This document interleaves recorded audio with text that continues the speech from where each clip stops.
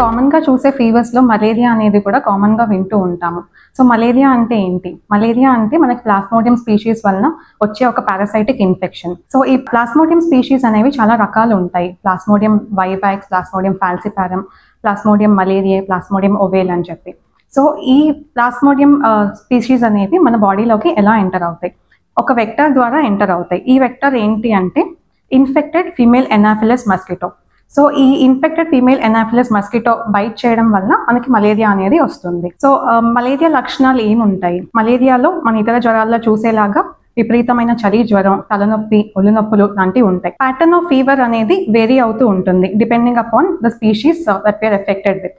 ఒక స్పీషీస్తో ఎఫెక్ట్ అయితే ఫీవర్ అనేది 12 గంటలకు ఒకసారి రావడం అవుతూ ఉంటుంది. ఇంకో రకమైన స్పీషీస్తో ఎఫెక్ట్ అయితే 24 అవర్స్కి ఒకసారి, 48 అవర్స్కి ఒకసారి ఆర్ 72 అవర్స్కి ఒకసారి వస్తూ ఉంటుంది.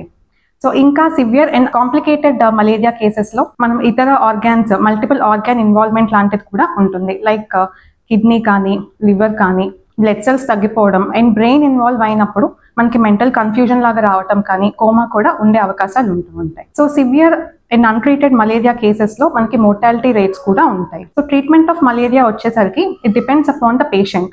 అంటే స్టేబుల్గా ఉన్న పేషెంట్స్లో మనం ఓపీడీలో ట్రీట్మెంట్ చేయొచ్చు with oral anti malarial drugs. And hospital requirement ఉన్న వాళ్ళలో, లైక్ సివియర్ అండ్ కాంప్లికేటెడ్ కేసెస్లో ఐసీయూ అడ్మిషన్ ఉన్న వాళ్ళలో మనం ఐవీ యాంటీ మలేరియల్ డ్రగ్స్తో ట్రీట్ చేసి అలాంగ్ విత్ దట్ సపోర్టివ్ మెడికేషన్స్తో ట్రీట్ చేస్తూ ఉంటాము.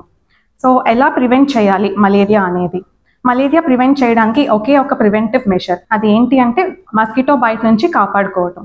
అది ఎలా అంటే మస్కిటో రిపెల్లెంట్స్ యూస్ చేయడం కానీ, మస్కిటో నెట్స్ కానీ, అండ్ లూజ్ అండ్ లాంగ్ క్లోదింగ్ని వేసుకోవడం వల్ల మనం మలేరియా అనేది ప్రివెంట్ చేయొచ్చు. So early detection and treatment of malaria అనేది చాలా ఇంపార్టెంట్.